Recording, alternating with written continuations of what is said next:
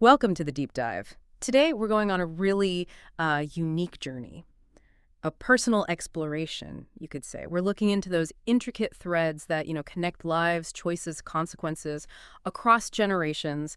And what makes this deep dive really special is it's tailored just for you, our listener. You've shared your family history, some really deep questions, and we're going to explore the karmic side of things, looking at your aunt, your father, sister, nephew, even your own experiences. It's a chance to see these big spiritual ideas play out very personally. That's exactly right. And our goal today isn't just to say what happened in these lives. We want to dig into the why. Why did things unfold this way? We'll be using the lens of karma, which, fundamentally is about actions, thoughts, words, deeds, and their consequences, not just in this life, but potentially across many lifetimes.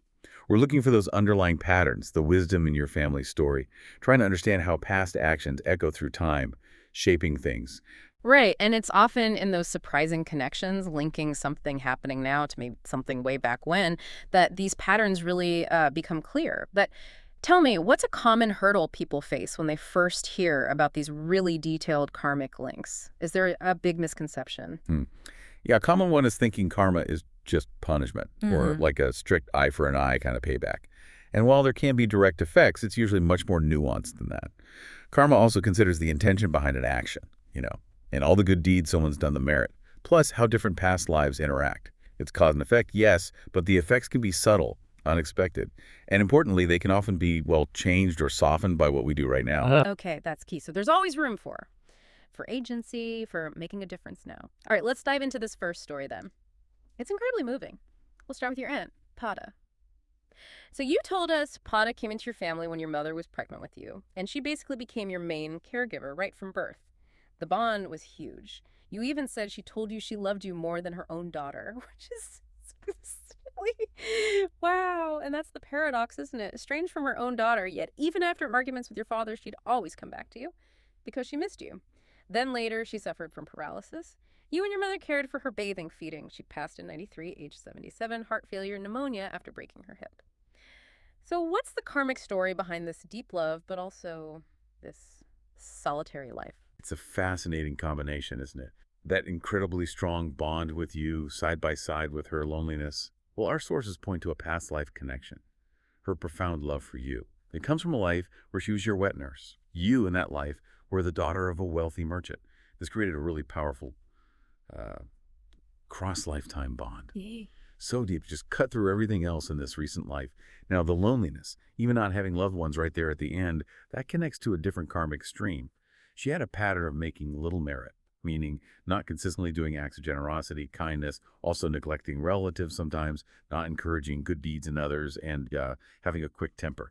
That irritability actually caused her to break ties with her mother, siblings, even a husband in past lives. So that pattern showed up as a kind of solitude in this life, despite her love for you, but your care for her and your mother's. That was pure virtue from you both in this life, your goodness shining through, not necessarily a direct karmic payback between you two in that specific context. Wow, a wet nurse. That Yeah. really adds a whole new layer to understanding that kind of unconditional love. So even with the loneliness karma from, not making enough merit, that specific bond with you just powered through. Exactly. It shows how different karmic threads work. They don't all have the same strength or pull. A bond forged in selfless care like that can be incredibly strong, lasting across lifetimes, even while other karmic results are also playing out. After she passed, she was reborn in a celestial realm, as a Brahmadiva-yaksha. It's a type of deity, maybe like a powerful nature spirit, an attendant anyway, serving a chief yaksha. The merit you sent has helped her situation, improved her condition there, though she's still in that attendant role. The key thing is how those deep, positive bonds can really persist. Okay, from that enduring bond, let's shift gears a bit to a different kind of story, one about transformation, maybe redemption. Your father's journey, you described him as, well, a strong personality, a teacher, mechanic, but also loud, aggressive, prone to trouble when drinking. Alcoholism was a factor. Sounds like parts of his life were pretty challenging. But then later years, a big shift. He became paralyzed around age 70, and you were incredibly devoted in caring for him, taking him to the doctor, bringing both parents to the temple to make merit, leading evening prayers at home, even when his illness made his speech difficult. He passed in 2000, age 75, ruptured cerebral artery. There's a fascinating mix here of past and present actions, right? Absolutely. The paralysis itself, for example, That's seen as a direct result of past karma from killing animals to make snacks for drinking alcohol. It's a pretty clear example of how specific actions, especially taking life, can lead to specific physical outcomes later. But here's the really profound part, those final moments. Despite his difficult history, he was able to recall good deeds. It's a concept called katinimita. Basically, his mind, right at the point of death, focused on positive things, wholesome actions. And crucially, these were the good deeds, the merit you helped him make in his last years. That late life merit was so potent, it actually took effect before his older negative karma could fully grab hold. It gave him a path to a much better rebirth. He's been reborn as a male deity. In the Akasadeva realm, these are airborne deities living in a small golden palace. Again, like with your aunt, the merit you sent has boosted his condition there. That's incredible. It suggests that no matter how tough a life has been, there's always that chance for a real shift, even right at the end. Can you explain a bit more how recalling good deeds works? Does it just erase all the bad stuff? Good question.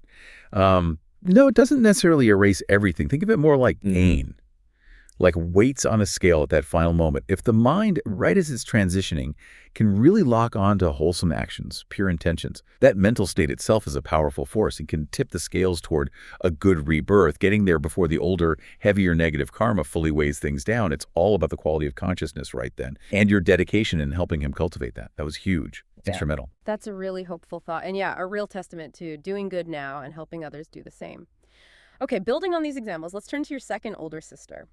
Her life was tragically short, but it shows another complex layer of karma. You described her beautifully, talented, brave, cheerful, agile, kind, devoted to family, generous. You mentioned her giving Sankapan offerings, releasing animals. Sounds like a truly wonderful person. But then the tragedy. Cancer, starting in her breast, spreading to her hip in her early 30s, intense pain. You described that scene, family praying, her holding a large golden Buddha statue. And then she stopped crying, stopped struggling, and passed peacefully. January 4th, 1988. Only 33. Still holding the Buddha. This really brings up questions about why someone so good suffers like that and passes so young. It's a very poignant story. And yes, the karmic background is complex. The cancer, the short life. It connects to a past life where she was actually born male. A man who was very promiscuous and frequently violent toward his wife, beat her often. In one terrible argument, he impulsively beat his wife to death. The sources stress it wasn't premeditated murder, more like he was trying to teach her a lesson through extreme violence, a horrific impulse. So the karma of being reborn female with breast cancer comes directly from beating his wife, and the cancer spreading to the hip. That's linked specifically to stomping on her with his feet during that fatal beating. It's a stark example of how very specific violent acts can manifest as very specific illnesses later on. But, and this is crucial, her holding the Buddha at the end. That act provided refuge in the Triple Gem, meaning she put her ultimate faith in the Buddha, his teachings, Dhamma, and the community, Sangha. This calmed her mind, made it clear. And it allowed all the merit she had built up in this life, her kindness, generosity, to really come forward and support her. So she died peacefully, like falling asleep and waking up somewhere else. She was reborn as a goddess, Athepthida, with a golden mansion in Tabatimsa Heaven, Phase 3. That's a specific, very blissful celestial realm. And again, the merit you sent has improved her well-being there too. The takeaway, even severe past negative karma can be softened, countered by strong merit in this life, especially with a clear mind at death. That past life story is incredibly intense and tragic, but it is comforting to know her goodness in this life, and holding the Buddha gave her that peace. It makes you think about intent, though.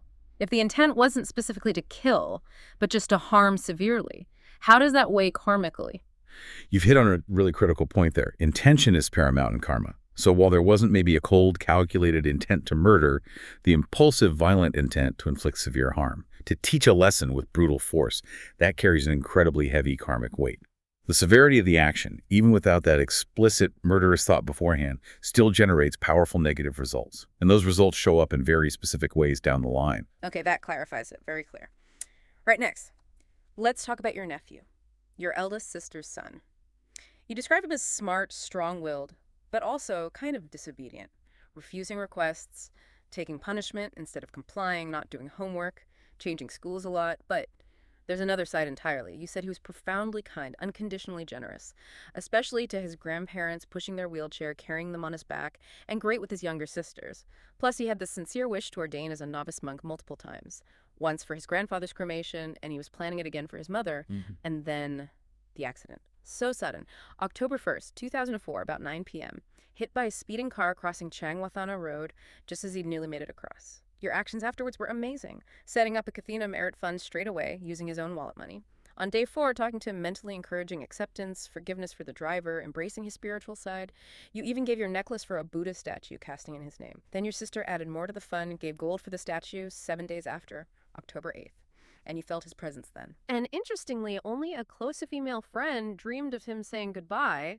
That's a lot going on there. What are the karmic threads? Okay, yeah, lots to unpack. That contradictory nature, disobedient but deeply kind, the sources call this a cross-lifetime trait.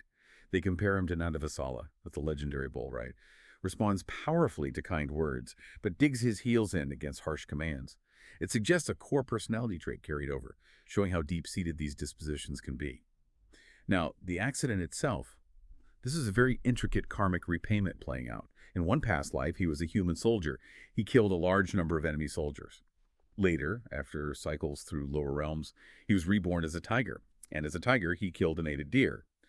Now, that deer, as it was dying, held onto a powerful grudge, a strong wish to harm him back. In this life, that deer was reborn as the driver of the car that hit your nephew, unintentionally. It's a stark illustration of how past karma can literally draw beings together for repayment. Even if the person causing the harm now has no conscious memory or intent, the karmic force just brought them into that situation. And just as a general principle here, relating to rebirths, actions driven by anger, dosa, can lead to rebirth as a carnivore. Greed, lobha, maybe herbivore. Strong sensual desire, raga, often aquatic life, that kind of thing. Critically, your nephew, when he passed, did not cling to any attachment or resentment. He let go. That was huge because of that. Plus his intentions to ordain and all the merit you made. He was reborn as a Gandharva. That's a kind of celestial musician or nature spirit in the Katamaharajika heaven. It's the lowest celestial realm, but still a good rebirth. And the merit sent improved his status there, too. About the communication, yes, he did try to reach out to everyone right after death, but only his close female friend had this sensitivity, maybe, the openness to perceive him in her dream, because her dream was real. And absolutely, that second big merit, offering the Kathina, the gold, being within that 7-day window, that's considered a really potent time for merit to reach and benefit someone who's recently passed. Very significant. Incredible. Those ancient grudges playing out across species, across lifetimes. Wow. Wow. And yet, his own intentions and your merit helped him so much. This idea of karmic repayment, drawing people together, even for an accident. It's profound. So even though the driver didn't mean to hit him, the past karma created the whole scenario. Exactly that. It really highlights the impersonal nature of karma sometimes. It's not about judgment from on high. It's a law of cause and effect. The driver's actions were unintentional in this life, yes, but they became the means for an old karmic debt to be settled. Both were brought into that moment by forces set in motion long, long ago. Key takeaway, the complex web of karma bringing people together for repayment, and how a mind free of clinging to death plus strong merit leads to a good outcome. That really provides so much clarity. Okay, let's bring this deep dive home now, full circle, to your story, our listener. You faced quite a few health challenges. You mentioned 5 surgeries by age 37, cysts in the chest, neck, uterine adhesions, chocolate cysts, and eventually a hysterectomy. And you shared you've been married 8 years without children. And for the last 11 years, you and your husband have been really dedicated to making merit with your spiritual community. So from a karmic view, what's the understanding here? Okay, your experiences, the surgeries, the difficulty having children, it seemed to come from a blend of past karmas, sort of weaving together. One thread relates back to promiscuity, engaging in inappropriate sexual conduct, kamakami in the text. This can create imbalances, physically and relationally. Another connects to killing animals for food, specifically a strong liking for eating fish roe. Apparently, you often sought out fish roe, buying it, catching fish for it yourself, which involves, cutting off potential life. And then in another past life, you had children who caused you a lot of trouble, a lot of distress. Because of that pain, you frequently vowed and wished really strongly that in your next life you would not have children. That powerful intention born from that deep hurt then kind of reinforced the effects of the other karmas, leading to the situation now. That's a really complex picture, but it really highlights the power of our intentions, doesn't it? Even vows made in distress. Does a vow like that, not to have children, carry as much karmic weight as, say, the karma from harming life directly? Oh, absolutely. The power of a strong vow and aspiration in Hithana is huge in shaping our future. When you make a wish repeatedly, with real emotional force behind it, it becomes a potent karmic driver. It sort of acts like a blueprint for what's to come, guiding how other karmic seeds sprout. So while harming life has its own direct results, a deeply felt vow like that can profoundly shape the overall circumstances of a life. But here's the positive side. Your current path with your husband. That dedicated merit-making. What our sources call kongsabian, it literally means like a supply train of good deeds, constant support for the spiritual path. That is highly, highly commendable and incredibly beneficial for your future.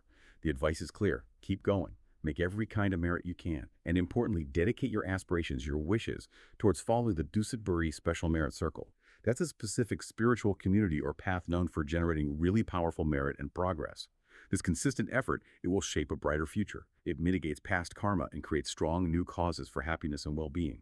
The core message really is, past karma explains where we are, but conscious effort now making merit, being virtuous, can powerfully change the direction we're heading. What an incredible journey we've taken today. These insights from your family's history, they're just profound, aren't they?